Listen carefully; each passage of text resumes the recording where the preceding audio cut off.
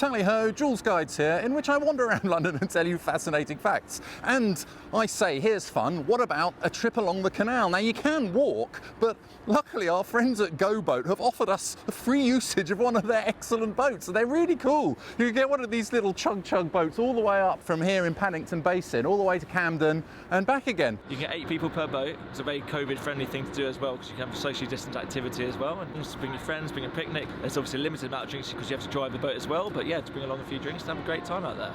All aboard, all aboard. I used to hate coming to Paddington. When you came to Paddington before, you came out of Paddington Station, a lot of people arrive at Paddington Station and they don't really know what to do or where to go because it still looks a bit industrial and stuff, but around the back here they've got this lovely basin and the canal, they've got all these shops and cafes and an excellent boat, which we are now going to head off on. Thanks, Julian. Hello, welcome on board. Thanks very much. All aboard. All aboard. So we're going to literally pull you in whatever direction your propeller's pointing. So if you want to reverse over there, you need to... We'll get it. He's looking worried.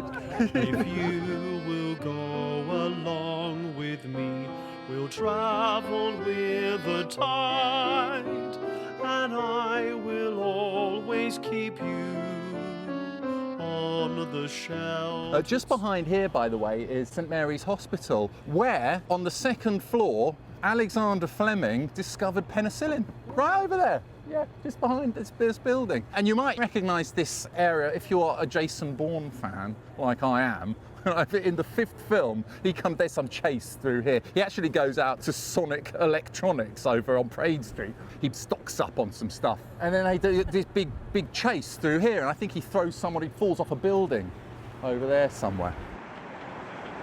We're heading through here to Browning's Pool. It's actually named after Robert Browning, the poet. They say that he was the first person who described this area here as Little Venice, although some people try to claim that it was Lord Byron. But I think in the end they said, no, it was probably Browning, who lived somewhere around here. They knocked his house down. But up there is the Grand Junction Canal. That canal already existed around sort of 1801. You could actually go all the way up to Birmingham that way. People would tow their barges along the towpath there with a horse, coal and what have you, down the Grand Junction Canal and along this Paddington Spur, it's called, into the Paddington Basin. And then they transfer their cargo onto horse and cart on the Marylebone Road and take it down to the Thames, just past the Tower Bridge, and maybe onto seagoing vessels. But then in 1810, they said, look, what about an easier way to get straight down to around the Docklands area? So it was decided to build the Regents Canal. The way may be, the water's dark and long, through all the stormy weather I will always steer you on. Those coats of arms here, I think they mean that we're in the borough of Paddington. I think this represents, this is the Warwick Avenue Bridge. And look, you see down on the sides here, you see just here, this is where the Regents Canal started. So you can see these little locks here, stop locks they're called, those things. There's an Act of Parliament saying you aren't allowed to take water from the Grand Junction Canal into the Regents Canal. So this stop lock was placed here, and this canal I think was like 15 centimetres higher than that canal over there. And there was a bloke who lived in this cottage here, the lock keeper, and he'd have to keep an eye on all this stuff. Thanks very much. Not very glamorous, is it? Cruising down the river on a Sunday afternoon, with one you love, the sun above, waiting for the moon. John Masefield lived there, not a bad place. Maybe that's what inspired him to write Sea Fever. I must go down to the seas again, to the lonely seas and the sky, and all I ask is a tall ship and a star to steer her by. And the wheels kick and the wind's song and the white sails shaking, and a grey mist on the sea's face and a grey dawn breaking. Captain Mannering lived in that one up there. Arthur Lowe, yeah. I think, is this called Maida Hill Tunnel? Still pretty amazing. Did they have horses drag the boats along as well? Yeah, the horses would go along the towpath there. That's what it is. Yeah. If a horse was towing a barge along here, this was a point at which they didn't have a towpath, so they'd have to unleash the horses, and the horses would have to walk up over the bridge there. And what you'd do is you'd walk through the tunnel, so you'd get on your back, or you'd put some planks down, and you'd lie on your back, and you have to walk along the ceiling in order to get your boat through the tunnel. We might have to do that if we break down. Uh-oh, have you broken down? It's good to know that we're not the only ones. It's lucky speedboats don't come through here. Imagine it. Little water hog. Got a regular Ben-Hur down here, boy. Right, oh God, I need to start walking now, don't I? Yeah, exactly. Okay. So over there, actually, if you had walked over this bit, it's a perfectly nice route to take if you're walking. You can go past Guy Gibson's house. He was the leader of the Dam Busters mission. Not Guy of Gisborne, who was Robin Hood's enemy. It was Guy Gibson. And then just after that, there's this beautiful listed building, which was called the Crown Hotel. They've now called it Crocker's Folly, named after Mr. Crocker, who was a publican, a landlord. He built this beautiful building in the 19th century because he thought the Grand Central Railway terminus was going to be built nearby and he'd be able to benefit from loads of customers. But unfortunately for him, they ended up opening up Marylebone Station about half a mile away, so he got very depressed, and legend has it that he committed suicide, but it's not true. So now they've turned it into a Lebanese restaurant. Oh, you see that blue kind of thing? In 1982, the London Electricity Board, or whatever they were called then, decided to get the rights to lay cables underneath the towpath here. So instead of digging up the roads all the way across London, they'd save people the trouble by laying the cables under here. People weren't really using canals anymore. The whole area started to become quite dilapidated, and these footpaths weren't very good for walking on. But once the Electricity Board decided to lay their cables under here, they improved the footpath. And that bit over there, blue bit up there, is where all the cables are going through. They go along underneath this path and up through that funny blue casing over there, in case you cared. Behold accordion playing a sentimental tune, cruising down the river on a Sunday afternoon.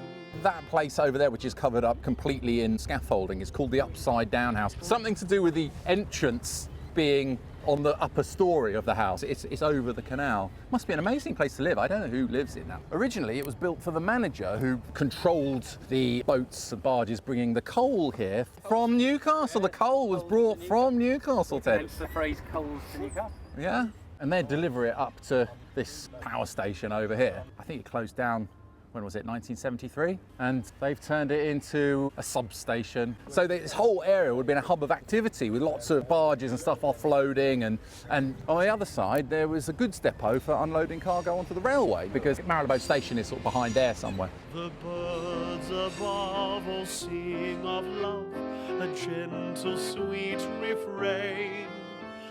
I grew up on the canal and we moved in 1970, and at the time it was completely closed off. It wasn't gentrified in any way. Even the main gates down to the towpaths were closed, and kind of scary beyond the back wall. And then it was also occasionally quite violent. Like my dad got stabbed on there. We went out in a little rowboat once, me and my friend, and some boys came down and they hurled rocks at us, and my dad chased in his back. But he was okay. He was okay. All right. But then I went away for 12 years, and the whole of the towpath had become this incredibly gentrified area with like beautiful cappuccinos and frappuccinos and macchiatos, and it was a completely different place. A lot of these houseboats don't have permanent moorings because they're so expensive. So they have to go up and down, and they can moor for 2 weeks, and then they have to move on again and go somewhere else. But numbers have increased dramatically. Sometimes they're double or triple mooring, and then they often get into conflict with local residents, like my own father, actually, unfortunately, I have to say. Well, that was something else, actually. I did once... Yeah. I hope we don't bump into anybody who knows her dad on this trip, otherwise we might get duffed up. Oh look, this is where, by the way, Lord's Cricket Ground used to be right here, as we are. Yeah, now, see, originally, Lord's Cricket Ground was down there near Marylebone Station, and then in 1811, I think they needed somewhere a bit bigger. So he moved it, Thomas Lord moved it to here. But then not 4 years later, they wanted to build a canal through here, so they gave him £4,000 and said, oi mate, can you shift it about 200 yards that way, and that's where it is now. I can't name any cricketers from that age. It was before W.G. Grace. Do you know the only cricket player to have represented both England and India? The Nawab of Patal. The Nawab of Pataldi, yeah, excellent. A nice bit of trivia there, in case you ever wanted to know. He was quite good. The winds around all make a sound like softly falling rain. We're just coming through Regents Park now, just past the outer circle, sort of just past St John's Wood towards Primrose Hill. We can't really see it from here, but through the magic of television I shall cut to a shot of the mosque, which is up there. In 1940, a fella said to Churchill, you do realise there are actually more Muslims in the British Empire than there are Christians, and they don't have a place for them to worship. So £100,000 was set aside, and King George VI donated a hectare of land in Regents Park, and they built the Regents Park Mosque there. And some of these houses, I mean, there was a fellow called Decimus Burton. He was an architect. He was also involved in designing a lot of Regents Park. He did the Giraffe House, and he also did this one over here, which is called Grove House in 1824. Amazing, isn't it? All that space, all those gardens there, all belong to whoever lives there in Grove Lodge. And none of us ever get to go inside or see any of it. You don't even know it exists in London. It's just sort of so private and hidden away, and it's massive. And it's just... I think the most recent owner is Sultan Qaboos bin Said Al Said. So he owns all of that. Oh, does he really? Well, I think, he's dead now, but I assume that maybe his kids or something inherited it. These ones here, though, these are actually from the 1980s. They're built to blend in. Not sure how successful they've been, though. If you look on the drain pipes, it actually says 2000. Just full of IKEA furniture. It's like sort of place Rosewood and Axel Foley go to investigate in Beverly Hills Cop. Balgamel! This bridge here, by the way, is the Chalbert Bridge, or the Chalbert Bridge, however you want to pronounce it. But this is, you know that London is built on a whole load of underground rivers. You've got the Westbourne River, the Fleet River, and all these things. Well, this one is the Tyburn River. It starts up in Hampstead, and then it flows all the way down here, over this canal. This is actually an aqueduct. Oh, really? So yeah, it comes right under here. It's actually just beneath the footpath here, and straight up through Regents Park, where it used to provide the pond with the water. And actually, I think you can hear it flowing when you cross the road. There's a drain, and if you put your ear to it, you can hear something gushing past. I think that's the Tyburn River, anyway.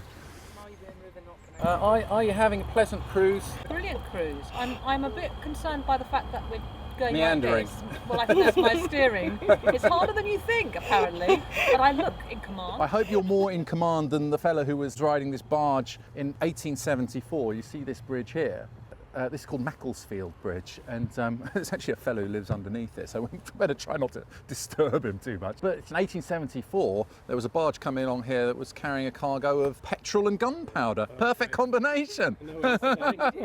And some fumes got ignited by the engine or whatever, and it blew up the bridge. And they found parts of the keel of the boat 300 metres away in someone's basement.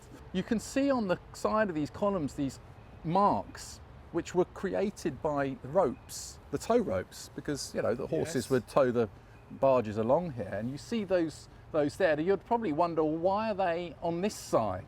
But it's because they turned the column around. So if you look on the other side, they've also got those marks on the other side of the columns. When they rebuilt the bridge, they turned the columns around, so they now got those tow marks on both sides. So I suppose when you're towing your horse along here, a lot of them just carried on along this bit, and the rope would have rubbed along here, and then they'd probably be a bit late and they'd unhitch it and then reattach it around the other side. They look like a cheese grater. You could just, a cheese slicer, you could just slice through the whole column. If they carried on doing it for 100 years, they probably would have cut straight through the column eventually. Is this someone's home? Yeah, I think someone lives there. I'm a homeless fella. He's got darts. I fancy a game of darts. Come by next year and it'll be a snooker game this year. But did you see on the side there, on the top, it says, of each column, it says Coalbrookdale. See, Coalbrookdale, from my days of school, Mr. Davis, who used to say, right, so we called him Right on Davis. That was the first thing I ever learned at school about Coalbrookdale, which was where Abraham Darby first smelted iron ore using coking coal. So I assume that must be where that was smelted, whatever smelting is. When they blew up that bridge, they fixed it in 5 days. because it was so important, the canal was for trade and everything, they fixed it in 5 days. Can you imagine now? They'd just stick out some sort of markings on the road, so under repair, and you wouldn't see the builders for about 2 years. Hello there. Hi. Nice day for it. Nice day for the race. Who's winning? The human race.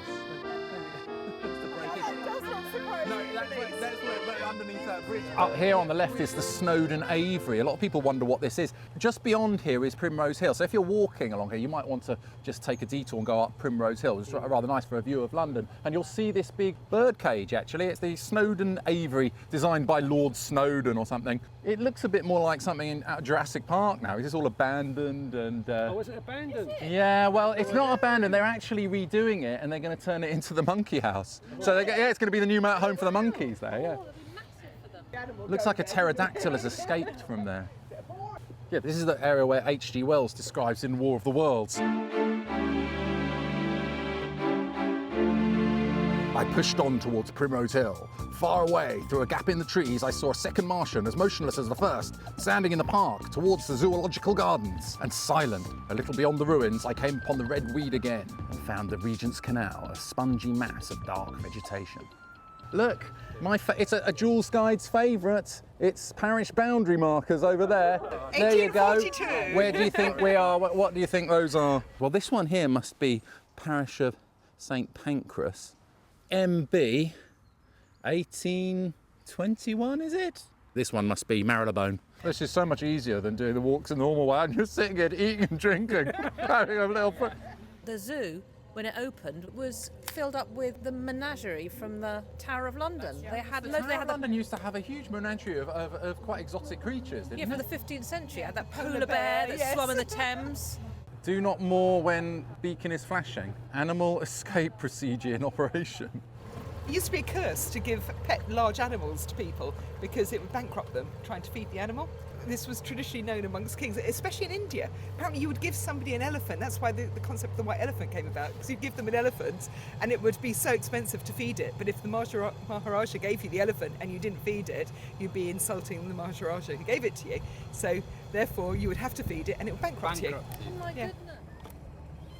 This point, the canal bends around, bends to the left. Which side do you bend to the left, Simon? So, okay, all right, none of my business really. Shouldn't have really asked. This is called the Cumberland Spur. Now that's the Feng Shang Princess, which is this floating Chinese restaurant over here.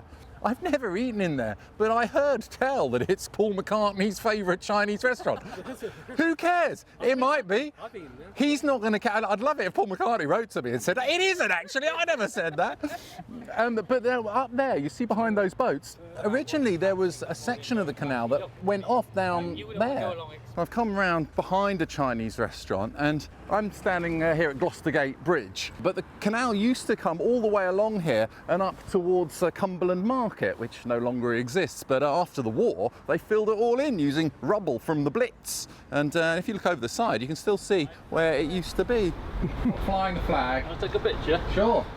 Lovely to see you. We thought we'd only down for 2 days. We said, I wonder if we'll bump into Joolz.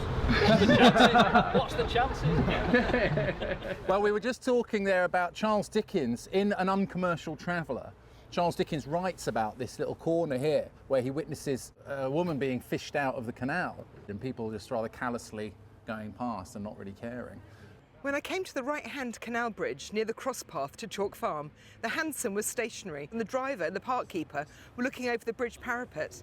Looking over too, I saw lying on the towpath with her face turned up towards us, a woman, dead, poorly dressed in black. On a slightly less depressing note, that abandoned building over there is where I first met Father Christmas when I was a kid. All abandoned now. By the way, this coat of arms here on this bridge says that you're in St Pancras. But it's quite amazing to think that this is pretty much where Charles Dickens stood, and he looked over the side here and he must have just seen the body of a dead woman. And then he describes how callous and uncaring everybody was. He says, a barge came up, breaking the floating ice and the silence. The man with the horse that towed it cared so little for the body that the stumbling hooves had been amongst the hair, and the tow rope had caught and turned the woman's head. But the woman driving the boat just stared back up at them with utter contempt, apparently. Poor woman. Sorry, I'm not ignoring you, it's just I was trying to probably see you on the way back. Yeah, but you see, Charles Dickens was what's known as a flaneur, sort of a bit like me, actually, somebody who just wandered around London. He was an insomniac. He says, I'm always wandering here and there from my rooms in Covent Garden, seeing many little things and some great things, which because they interest me, I think may interest others. Hello there! How you doing? Are you always here? I'm moving. Moving. Around, so because we are, you know, on a boat. So next 2 weeks I'll be in Little Venice, and I've got Instagram, which is Kulart, Kulart 1992. If you want something, to drop me a line. Or like this Yoda, for example, a little thing. Hey, nice. Oh, you see that little bit there, the indent there? That's actually a little ramp. What would happen is sometimes the horses towing the barges along here would get frightened by trains going over the railway here, and they'd end up jumping into the canal and falling in. So they've put a little ramp there where they could recover the horses, although I don't see much of a ramp there now.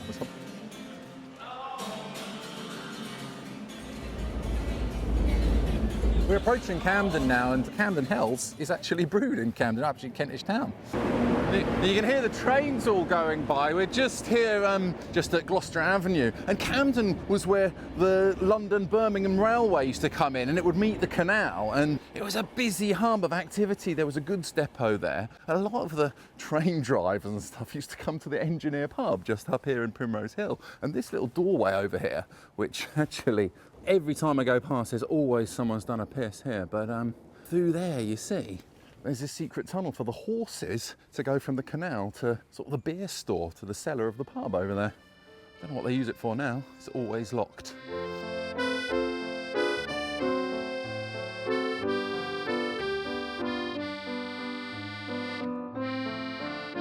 On the right is the Pirate Castle, which is a canoeing club, but the one on the opposite side, which blends in, that's a National Grid pumping station which pumps canal water in to cool down the electric cables under the towpath. It's not a real castle, 80s kitsch. Or was it 70s? So this was the Jim Henson studio, wasn't it? Oh, was it? Yeah. Jim Henson, as in the Muppet Show. One of the That's buildings, cool. one of the two. Well, I know that this one on the right, this used to be Gilbey's Gin. In 1894, they used to create gin here. It was a warehouse for the gin. Funny enough, my friend Mark Holdsworth now distills his own gin in Camden. It's called Half Hitch. They're really nice people. You can try it out and all sorts. Highly recommended. And this little bit under here is called Dead Dog Tunnel because a lot of dead dogs and dead bodies and stuff wash up in here.